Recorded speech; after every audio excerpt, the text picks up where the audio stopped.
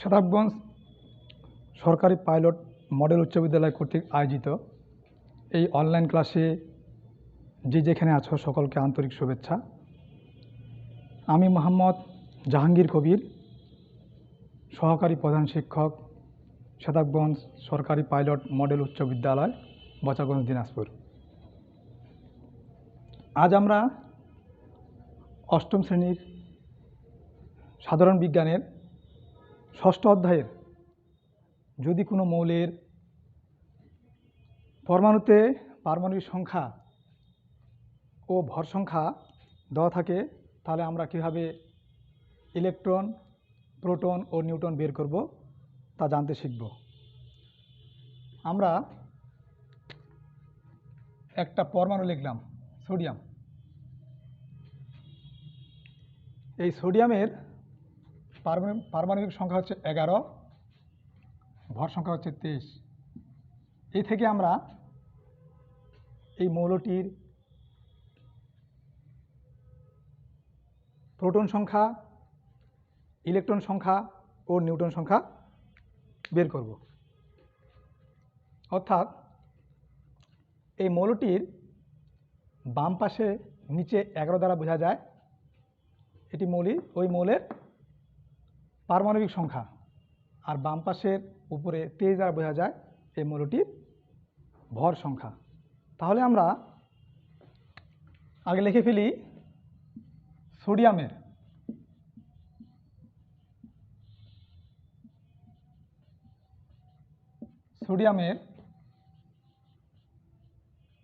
ভর সংখ্যা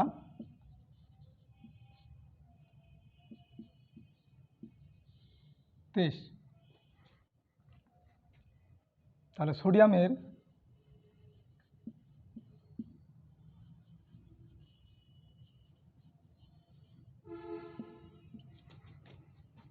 পারমাণবিক সংখ্যা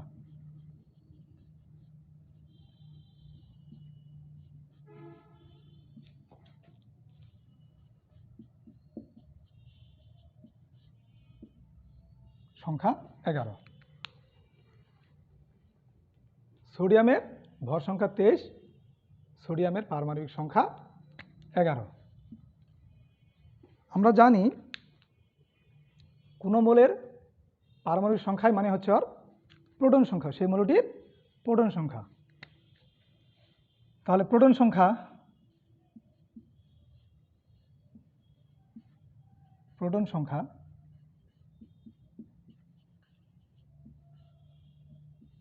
এগারো। সোডিয়ামের পারমাণবিক সংখ্যা মানে হচ্ছে প্রোটন সংখ্যা। তাহলে ইলেকট্রন সংখ্যা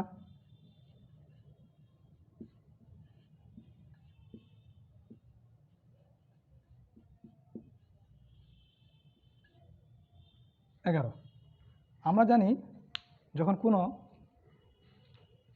মৌল নিরপেক্ষ হয় বা কোনো পরমাণু যখন নিরপেক্ষ হয় তখন যতটি প্রোটন ততটি ইলেকট্রন বিদ্যমান। এবার আমরা নির্ণয় করব প্রোটন, ইলেকট্রন, এবার নিউট্রন সংখ্যা।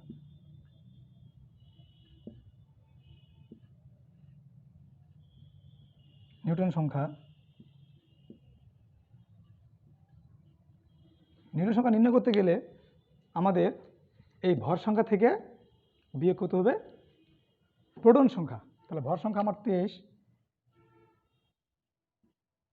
প্রোটন সংখ্যা 11। 23 থেকে যদি আমরা 11 বিয়োগ করি তাহলে আমাদের 12। তাহলে আমরা দেখতে পেলাম সোডিয়ামের ভর সংখ্যা 23, সোডিয়ামের পারমাণবিক সংখ্যা হচ্ছে 11। এই দুইটা আমাদের দেওয়া ছিল। আমরা নির্ণয় করব প্রোটন সংখ্যা। পারমাণবিক সংখ্যা মানে প্রোটন সংখ্যা, আর যতটি প্রোটন থাকে একটি পরমাণুতে ঠিক ততটি ইলেকট্রন থাকে। তাহলে ইলেকট্রন সংখ্যা হচ্ছে 11 যখন নিরপেক্ষ হয়। আর নিউট্রন সংখ্যা ভর সংখ্যা থেকে আমাদের কি বিয়োগ? প্রোটন সংখ্যা বিয়োগ। তো ভর সংখ্যা থেকে প্রোটন সংখ্যা বিয়োগ করলে কি থাকে? 12। এখন আমরা দেখব যে যদি কখনো আমাদের ওই পরমাণুটা আধানযুক্ত হয়। আধানযুক্ত মানে হয় ধনাত্মক নয় ঋণাত্মক। তাহলে আমরা এখানে একটা ধনাত্মক দিয়ে ফেলব। তাহলে ধনাত্মক দেওয়া থাকলে কি হবে, আমাদের এখানে পরমাণু প্রোটন সংখ্যার আধিক্য বেশি। যেহেতু এখানে ধনাত্মক চিহ্ন দ্বারা বোঝা যায় সেটি চার্জযুক্ত, তার চার্জ বিদ্যমান। তাহলে আমরা নির্ণয় করি আবার সোডিয়ামের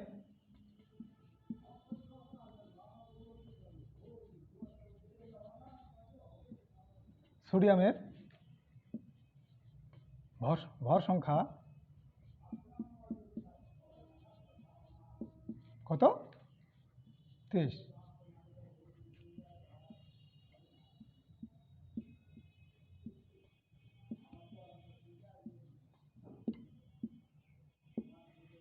সোডিয়ামের পারমাণবিক সংখ্যা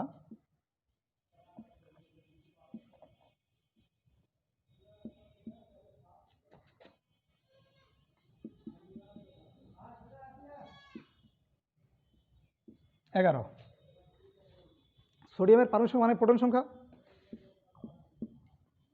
সোডিয়ামের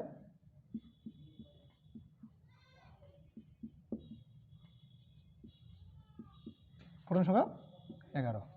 আমরা দেখলাম সোডিয়ামের পারমাণবিক সংখ্যা যদি 11 হয় তাহলে প্রোটন সংখ্যা এই 11। এবার ইলেকট্রন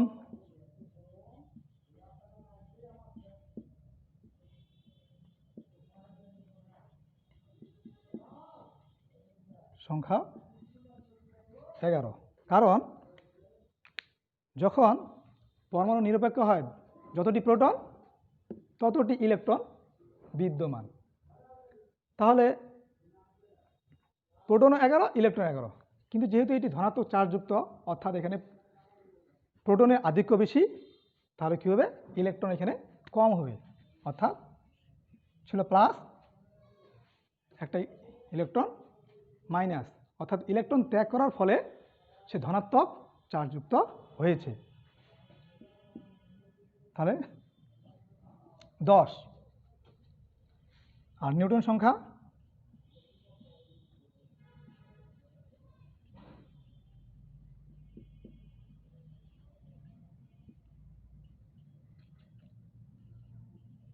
থেকে 11 বিয়োগ। তাহলে আমরা বুঝতে পারলাম যদি কখনো ধনাত্মক দেওয়া থাকে তাহলে আমাদের কি হবে, ইলেকট্রন যদি প্লাস থাকে একটা বিয়োগ হবে, যদি এখানে 2 প্লাস থাকে 2টা বিয়োগ হবে। প্রোটনের কখনো কম বেশি হয় না, প্রোটন যা আছে তাই হয়। ইলেকট্রনের কম বেশির কারণে পরমাণুতে কখনো ধনাত্মক চার্জযুক্ত কখনো ঋণাত্মক চার্জযুক্ত। যেহেতু এখানে প্লাস তাহলে আমাদের একটা ইলেকট্রন কমে গেল। তাহলে দেখা যাচ্ছে যে এখানে আছে 11টা, এখানে আছে 10টা, এখানে কম বেশি হয়ে গেছে। অর্থাৎ এখানে ইলেকট্রন কম প্রোটন বেশি, আর প্রোটন বেশি মানে হচ্ছে সে ধনাত্মক চার্জযুক্ত। আর নিউটন সংখ্যা 23 থেকে 11 বিয়োগ করলে কত হয়, 12 হয়। আমরা আরেকটা কথা শিখব,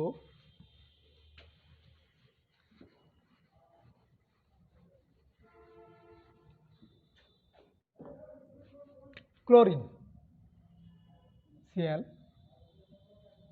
ক্লোরিনের 17 পারমাণবিক সংখ্যা আর 35। সেখানে আমরা এইভাবে নির্ণয় করব,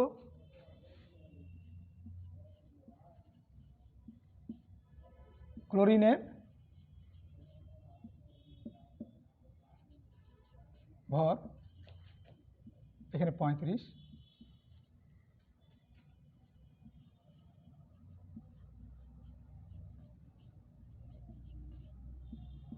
ক্লোরিনের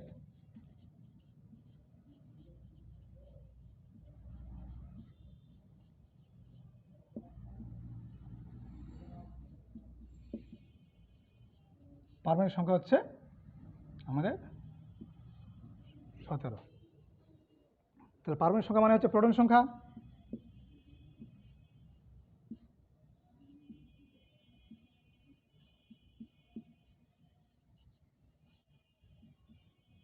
17।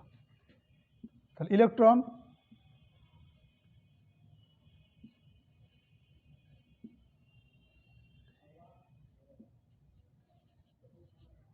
আমরা দেখতে পেলাম ক্লোরিনের ভর হচ্ছে 35, ক্লোরিনের পারমাণবিক সংখ্যা হচ্ছে 17, আর প্রোটন সংখ্যা, পারমাণবিক সংখ্যা মানে হচ্ছে প্রোটন সংখ্যা 17। তাহলে ইলেকট্রন সংখ্যা আমরা জানি, ইলেকট্রন সংখ্যা অর্থাৎ যতগুলো প্রোটন আছে ততগুলো কি থাকবে ইলেকট্রন, তাহলে ইলেকট্রন হবে 17। আর ভর সংখ্যা, তাহলে আমাদের প্রোটন গেল, ইলেকট্রন গেল, এখন আমরা আনবো নিউট্রন সংখ্যা।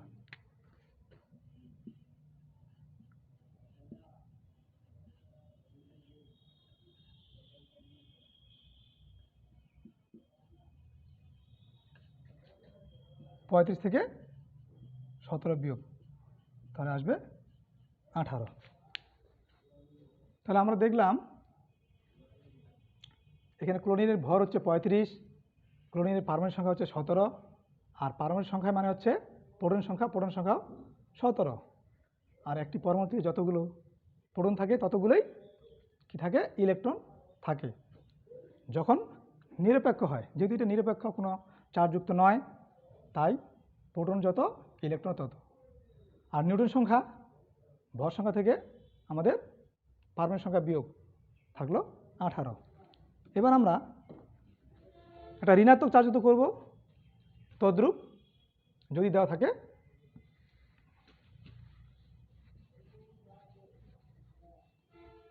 মাইনাস,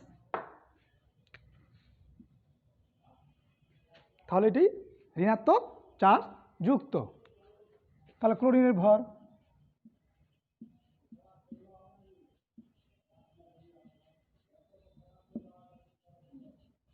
ক্লোরিনের ভর 35,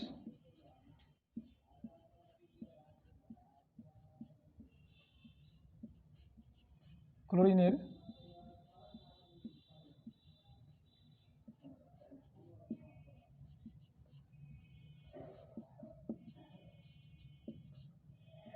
পারমাণবিক সংখ্যা 17। পারমাণবিক সংখ্যা মানে হচ্ছে প্রোটন সংখ্যা, পারমাণবিক সংখ্যা মানে হচ্ছে প্রোটন সংখ্যা, প্রোটন সংখ্যা হচ্ছে 17। তাহলে ইলেকট্রন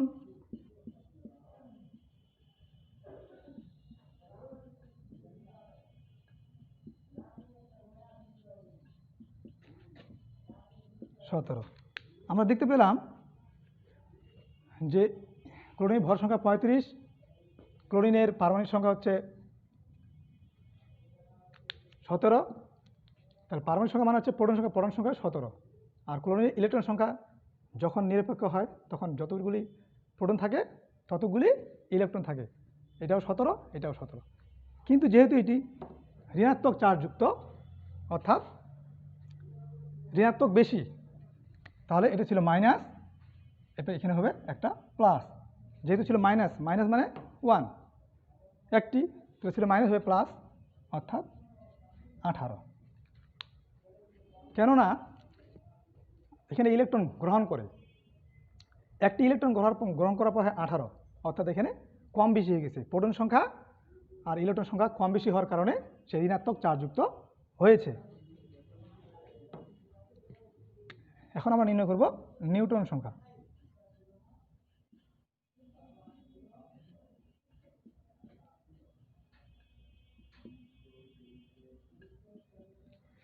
নিউট্রন সংখ্যা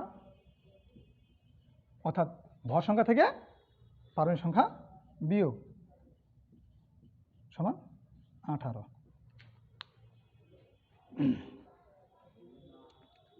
তাহলে আমরা বুঝলাম যদি কোনো মৌলতে পারমাণবিক সংখ্যা ভর সংখ্যা দেওয়া থাকে আমরা প্রোটন, ইলেকট্রন ও নিউট্রন বের করতে পারবো। যদি আমাদের চার্জযুক্ত হয় তবু আমরা নির্ণয় করতে পারবো। অর্থাৎ যদি ধনাত্মক হয় তাহলে প্রোটন বেশি, আর যদি ঋণাত্মক হয় তাহলে ইলেকট্রন বেশি। যখন ধনাত্মক হবে তখন ইলেকট্রন ত্যাগ করে, এই জন্য মাইনাস। আর যখন ঋণাত্মক হয় তখন ইলেকট্রন কি করে? গ্রহণ করে। গ্রহণ করে হচ্ছে কি প্লাস, অর্থাৎ 18। তাহলে আমরা আজকে ক্লাসে কীভাবে কোনো মৌলের প্রোটন সংখ্যা, ইলেকট্রন সংখ্যা ও নিউট্রন সংখ্যা নির্ণয় করতে হয় তা আমরা জানতে পারলাম। আশা করি তোমরা সকলেই বুঝতে পেরেছ। আমরা এরপরের ক্লাসেও আরও অনেক কিছু জানার চেষ্টা করব। তোমরা সবাই সুস্থ থাকো, ভালো থেকো এবং সকলেই পরিবারকে নিয়ে সুন্দরভাবে তোমাদের দিন কাটুক। তোমরা সকলেই সামাজিক দূরত্ব মেনে চলবে, এই কামনায় আজকে এখান থেকে আমি বিদায় নিলাম। খোদা হাফেজ।